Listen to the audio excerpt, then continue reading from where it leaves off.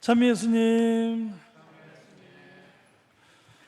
예, 예, 코로나가 이제 맹위를 지금 떨치고 있습니다. 그래서 이렇게 비대면이지만 그래도 좋은 이제 좀 카메라와 방송 장비를 동원해서 어제부터 미사를 하는데 잘 들리고 보인다고 아주 좋아들 하시는 분들의 이야기를 많이 들었습니다. 그래서 좀 진작에 할 거라는 생각도 들고 또 그만큼 또 좋아지니까 그렇죠? 예, 좋아지니까 더 말씀도 더 소중하게 들리는 것 같습니다.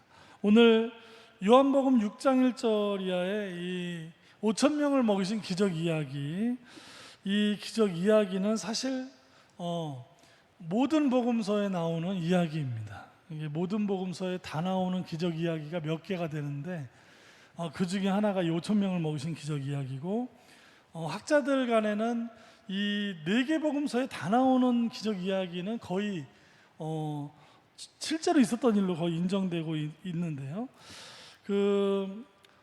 특히 요한복음은 그 마테오, 마르코, 루카복음이 60년, 70년경에 쓰여질 당시보다도 상당히 뒤에 90년, 100년, 또 어떤 학자에 따라서는 100년 넘어서 쓰여졌다고 보는 학자들도 있는데요. 이 같은 사건을 놓고 20, 30년 뒤에 쓰여진 요한복음에서는 이런 마테오, 마르코, 루카복음에 있었던 여러 사건들 중에서 어떤 것들은 이렇게 좀 선택적으로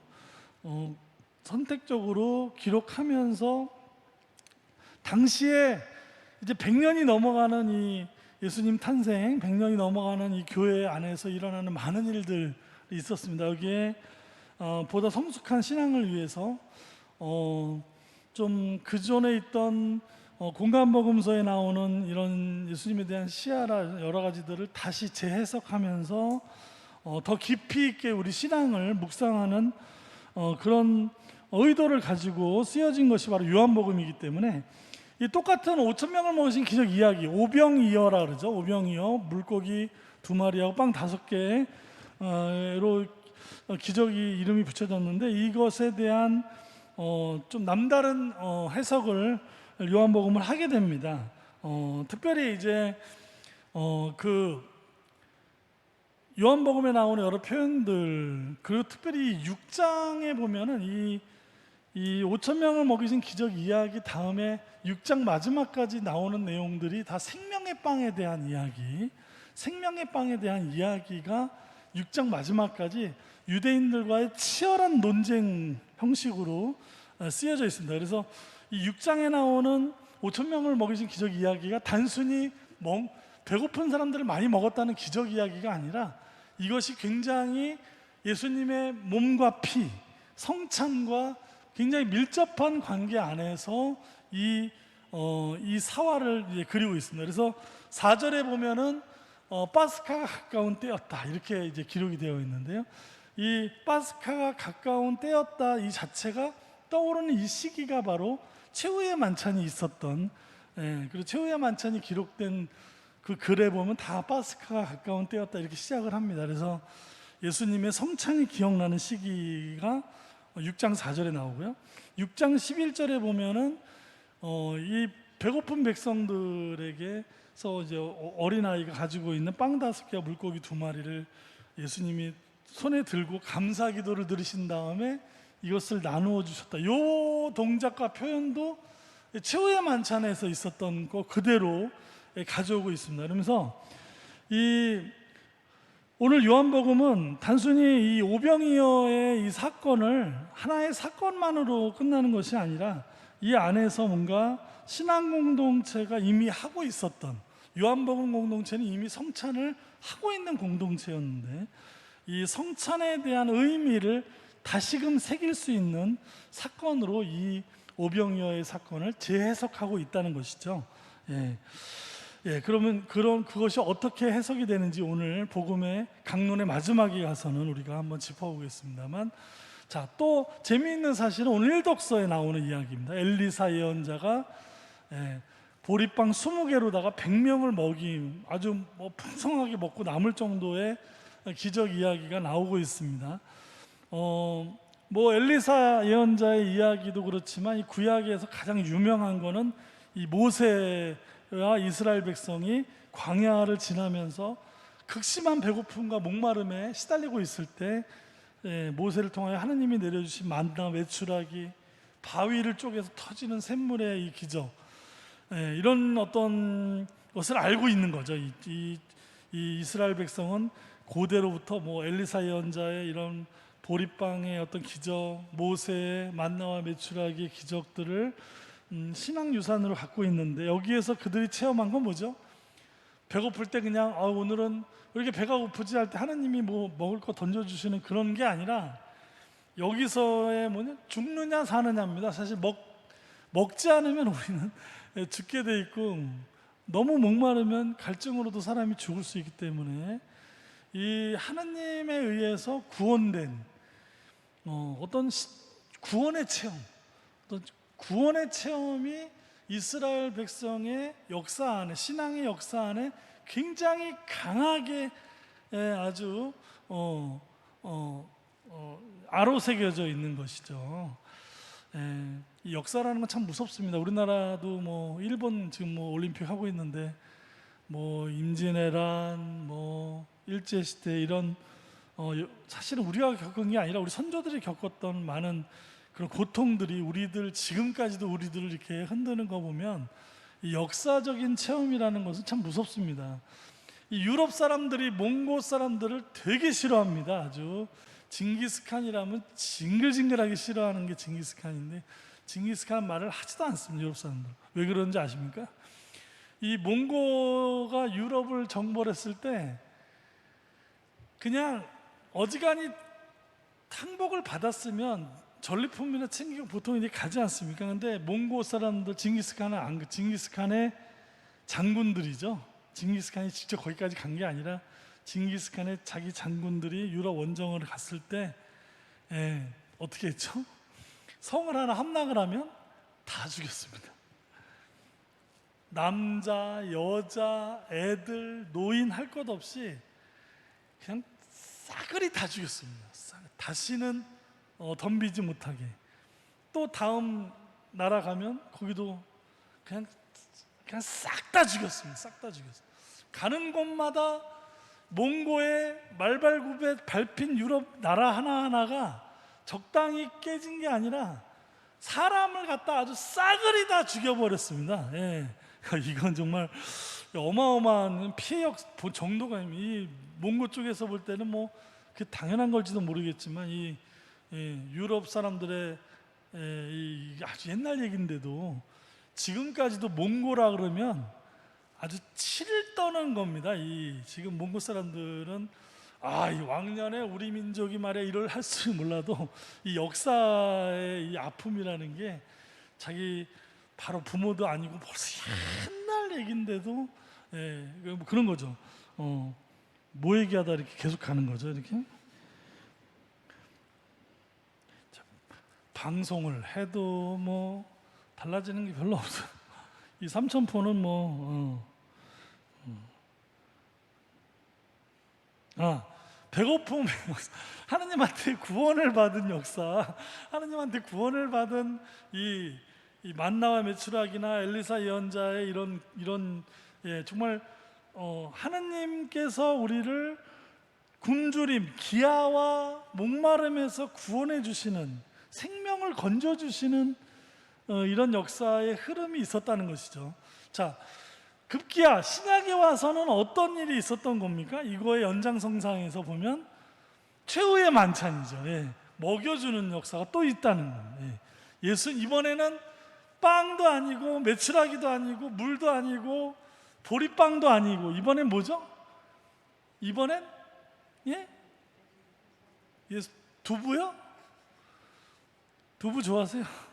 예수님의 살과 피를 먹여주시는, 굉장히 이것 때문에 6장 마지막에 가서는 절반 이상이 아니 저 사람은 어떻게 우리 보고 살과 피를 먹으라 그러느냐 말이지, 막 이런 것 때문에 유대인들하고 굉장한 논쟁이 바로 이어서 벌어지는데, 굉장히 영적인 이야기죠. 상징적인 이야기인데 예수님이 최후의 만찬 때 내 살을 먹고 내 피를 마시는 사람은 영원한 생명을 얻을 것이라고 했던 그 계약의 피, 다른 것을 먹여준 게 아니라 당신의 몸과 피를 다 바칠 정도로 사랑하셨다는 것이죠. 예. 자, 근데 다 이 말들의 공통점이 뭡니까? 여기 오늘 독서에도 나오는데, 아니, 이 작은 걸로 어떻게 저 많은 군중을 먹일 수 있겠습니까? 오늘 독서에도 나오는데, 오늘 5천 명을 먹이신 기적 이야기에도 그런 장면이 나오죠. 말씀이 나옵니다. 성찬도 마찬가지죠. 성찬도 마찬가지입니다. 예수님이 우리에게 오실 때는 우리 미사 시간에 우리 성체를 받아 모시는데 두툼합니까? 꿀을 발라져 있나요? 마시멜로처럼 부드럽지도 않고 밀떡이라고 하지만은 참 민망하죠. 떡이라고 하기에는 그래서 우리가 성체니까 그거를 저기 하지, 누가 모르는 사람들한테 야, 이 밀떡 먹어 그러면 뭐라고 하겠습니까? 너무나 빈약해 보이는 이 성체가 우리에게 온단 말이에요. 예수님이 우리에게 오시는 것 자체가 너무 연약하죠. 십자가에 돌아가시는 예수님, 이 세상 가장 약한 존재로 우리에게 돌아가실 때도 그랬고, 성찬으로 우리에게 오실 때도 사실은 굉장히 빈약합니다. 이게 일부러 이렇게 교회에서 그렇게 만든 겁니다. 바로 예수님께서 사람으로 볼 때는 너무나 빈약한 한 사람이, 힘없는 사람이죠. 그렇게 우리를 위해서 내어주고 쏟아주셨지만 이 인류를 구하신, 작은 우리의 봉헌이었지만 빵 5개와 물고기 2마리로 어마어마한 사람들을 먹였다는 저 그림 보면은 애가 빵 물고기 2마리 엄청 큰 겁니다. 가만히 보면은 정말 애가 저렇게 큰 빵과 생선도 조그만 것도 아니고 엄청 큰데, 그러나 그 뒤에 있는 어마어마한 군중에 비하면 정말 택도 없는 양인데, 우리가 이제 예수님께서 그렇게 성찬을 해주시고 당신의 몸과 피를 내어주셨지만 온 인류를 구하신 그 어마어마한 사건이 마치 이 오병이어에서 일어났던 사건과 굉장히 비슷한 것이죠. 우리가 초대교회는 이 성찬을 통해서 오병이어처럼, 자, 우리도 예수님을 따라 우리가 가지고 있는 바 얼마 안 되지만 예수님처럼 나눌 때 12광주리의 풍요로움을 초대교회 공동체는 경험을 했던 겁니다. 저녁이 되면 하루 종일 일해서 노동을 해서 얻은 대가로 빵을, 옆에 있는 사람들은 일자리가 없어서 아빠가 일을 못하면 그 집 엄마나 애들도 다 굶습니다. 그런 사람들과 같이 모여갖고 예수님의 말씀을 묵상하고 자기의 빵을 나누어서 같이 먹고, 거기에서도 남는 거를 예수님도 모르는 더 가난한 사람들에게 나누어 줬다는 것이죠. 이 아가페적인 사랑, 하나님의 사랑은 우리가 나누는 빵을 통해서, 우리의 나눔을 통해서 그 사랑이 이루어진다는 이 아가페가 바로 초대교회 공동체에서 생긴 말 아니겠습니까? 오늘 오병이어에 나오는 저 기적 이야기는 단순히 기적을 얘기하는 것이 아니라 우리가 가진 것을 얼마 안 되지만 오병이어지만 이것을 나눌 때 하나님은 우리와 함께 계신다는 엄청난 체험을 초대교회 공동체부터 했던 겁니다. 우리는 했던 겁니다. 세상 지금 살기 어려운 때는 지금만 어려운 게 아니죠.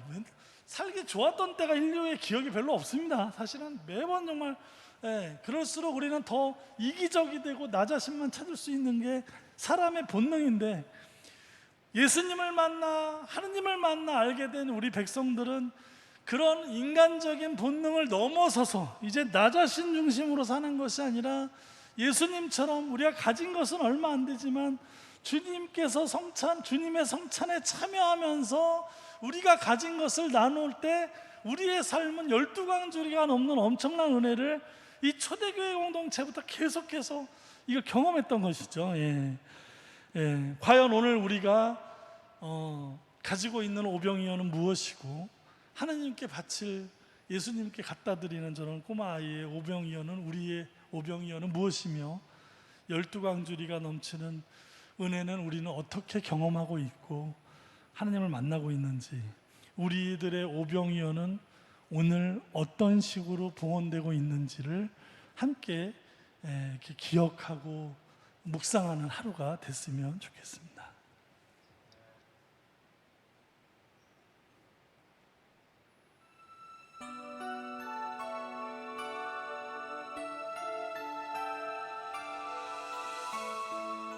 예수님, 작지만 저의 것을 주님께 드릴게요. 오병이어 한 소년이 드렸던 보리떡 5개. 오병이어 한 소년이 드렸던 물고기 2마리. 거기에는 완전한 나눔이, 거기에는 참된 기쁨이, 나누는 사랑에는 자기 것 짓는 희생과 아픔이 있지만, 그곳에 평안과 기쁨이 있어. 그곳에 감격과 확신이 있어. 세상의 가치로 매길 수 없는 놀라운 힘이 있어요. 우리의 것을 드려요. 우리의 오병이어 드려요.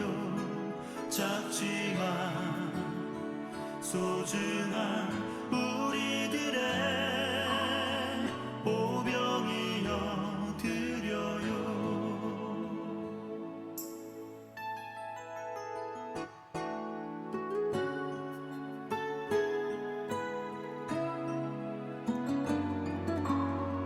예수님, 저의 작은 거지만 기쁘게 받아주셔서 정말 감사해요.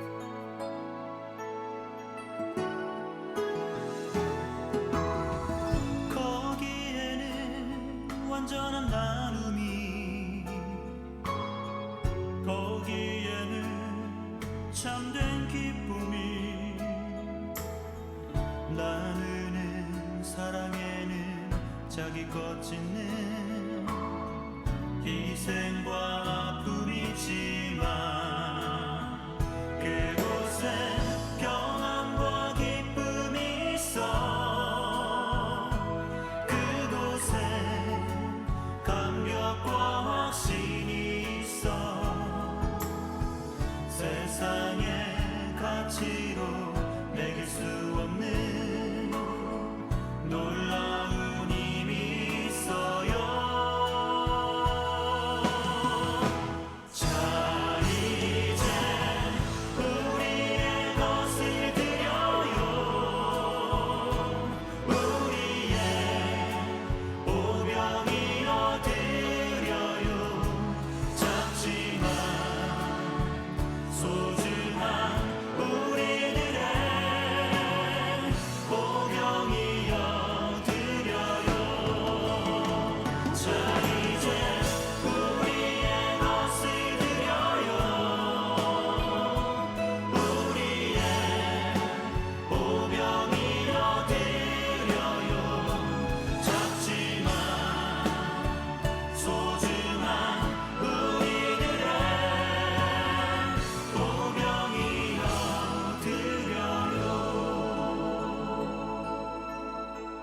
우리의 것을 드려요. 우리의 오병이어 드려요. 작지만 소중한 우리들의 오병이어 드려요.